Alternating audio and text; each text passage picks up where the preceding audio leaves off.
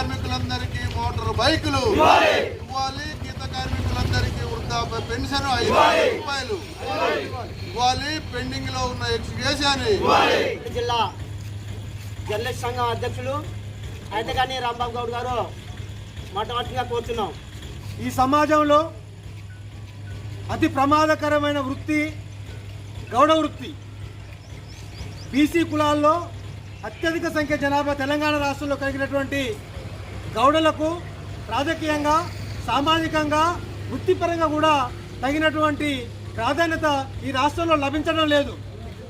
నిత్యం కూడా ప్రమాదాల బారిన, ప్రమాదాల అంచున తమ వృత్తి యొక్క పరిరక్షణ కోసము, ప్రజల యొక్క ఆరోగ్యాల కోసము కష్టపడుతున్నటువంటి గౌడులకు తగిన సమాజం గౌరవం ఇచ్చేంత వరకు కూడా ఈ కల్లుగీత కార్మిక సంఘం చేస్తున్న పోరాటానికి ఒక జర్నలిస్టుగా, గౌడ బిడ్డగా మేము ఒక సంఘీభావాన్ని తెలియజేయడం జరుగుతుంది.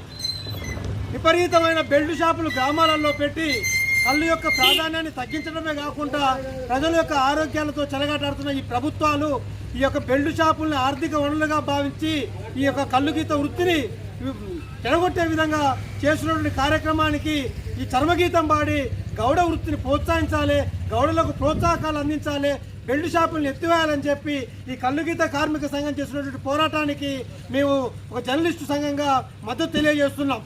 అదేవిధంగా సర్దార్ సర్వాయి పాపన్న విగ్రహాన్ని ప్రభుత్వమే ప్రతి గ్రామంలో ఏర్పాటు చేసే విధంగా చర్యలు తీసుకోవాలని చెప్పి కూడా మేము ఈ పోరాటానికి సంఘీభావం తెలియజేస్తున్నాం. అదేవిధంగా నిత్యం ప్రమాదాలంచున పనిచేసే ఒక గౌడ బిడ్డలకు ఎక్స్గ్రేషియా ప్రమాదంలో పడితే వెంటనే చెల్లించాలి. అదేవిధంగా పెన్షన్ కూడా నెలకు 5,000 రూపాయల పెన్షన్ ఇచ్చే విధంగా ఈ కల్లుగీత కార్మిక సంఘం చేసిన పోరాటానికి మేము మద్దతు తెలియజేస్తున్నాము. ఈ యొక్క కల్లుగీత కార్మిక సంఘానికి ఎప్పుడు కూడా అండగా ఉంటాము.